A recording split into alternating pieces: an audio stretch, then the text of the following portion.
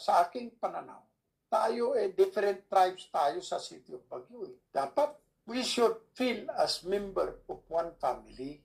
So to give credit also to them. Kasi yun yung isang kultura nila that they carried with them.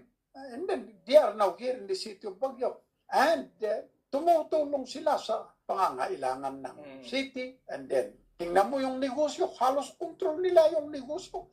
City of Baguio, creating employment. And then, during calamities, tumutulong naman sila. So sabi ko, to recognize also our Filipino-Chinese community, let us make this as an official activity of the city government. We started appropriating city fund to just show our support as well as recognition na that's one of the customs and traditions that they carry with them is also part of the tradition that we should celebrate in the City of Baguio. So that was how it was lumaki. And that was in 1998, if my memory serves me right, when we proclaimed the Chinese Lunar Year as an official activity of the city government. Fortunately, many years after, the national government came out with a proclamation proclaiming the Chinese New Year